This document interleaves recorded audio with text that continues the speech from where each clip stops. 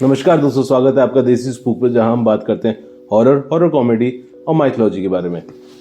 पर आज हम बात करेंगे इंडिया की एक ऐसी मर्डर मिस्ट्री के बारे में जो कि अनसॉल्व्ड है।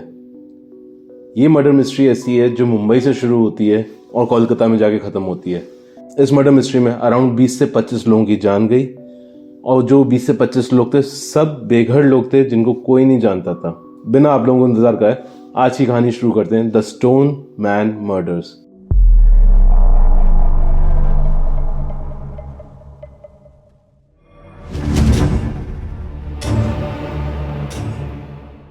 ये इंसिडेंट शुरू होता है 1985 में, जब एक पेवमेंट ड्वेलर, एक सड़क पे सोने वाला बंदा जिसका कोई जान ना पहचान का था, मृत पाया जाता है सुबह, क्योंकि उसका सर बेरहमी से पत्थर से तोड़ दिया गया था।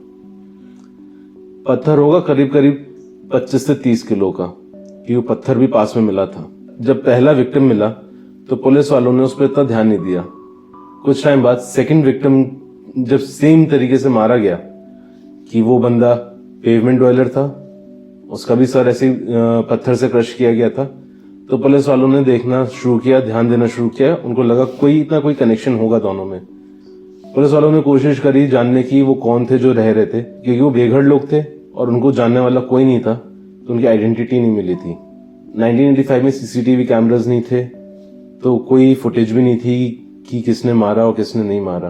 पुलिस वालों ने, मुंबई पुलिस ने स्पेशली बहुत ट्राई किया कि उस बंदे को ढूंढे। 1985 से शुरू हुआ इंसिडेंट 1988 में जाके रुका, और जब ये इंसिडेंट रुका तब तक अराउंड 12 लोगों की जान जा चुकी थी, सेम तरीके से सर उनका तोड़ के। पुलिस वालों ने ढूंढने की बहुत कोशिश करी, पर जो कातिल था वो बहुत ही अक्लमंद था।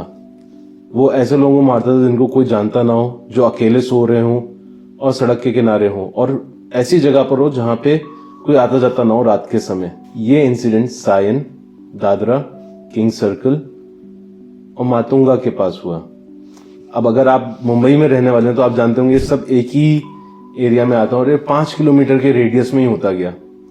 पुलिस वालों का मानना था कि ये सब करने वाला उधर के, क्योंकि रेलवे स्टेशन की कनेक्टिविटी अच्छी है, सब है, तो वो कहीं ना कहीं से उधर से भागने में कामयाब रहता था। जब 1988 में ये चीजें सब रुकी तो मुंबई पुलिस को लगा कि शायद जो बंदा है वो कहीं भाग चुका है। ये पूरा सिलसिला 1988 में जाके रुका। फिर ये वापस शुरू हुआ 1989 में, पर अब ये शुरू हुआ कोलकाता में, जहां 6 महीने के अंदर 12 से 13 लोगों को मार दिया गया।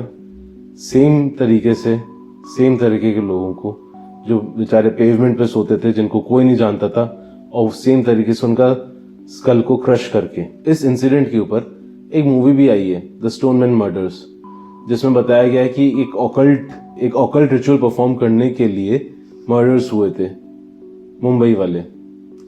पर मेरा मानना है कि ऐसा कुछ रीजन नहीं है। मेरे हिसाब से जो मेरी थ्योरी है कि जो बंदा या बंदी जिसने मारा उन 12 लोगों को मुंबई में, वो साइको था, जिसने इतने सारे लोगों को मार के फिर वो कहीं चला गया।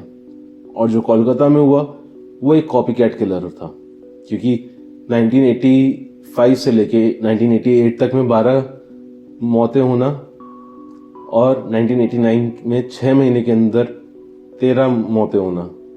ये तो मेरी थ्योरी है, मैं आप लोगों की भी थ्योरी जानना चाहूंगा।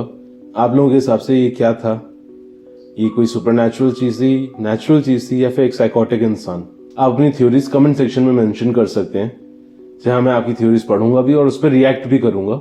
अगर आपको अपनी कोई रियल हॉरर स्टोरी बतानी है तो डिस्क्रिप्शन में मेरी ईमेल आईडी है, आप उस पर ईमेल कर सकते हैं। मैं खुद आपसे कांटेक्ट करूंगा, जानूंगा आपकी पूरी कहानी को और बताऊंगा अपने चैनल पे, और आपके कमेंट को पिन भी कर दूंगा। अंटिल नेक्स्ट टाइम ऐसी कहानियां मैं लाता रहूंगा। Thank you for watching.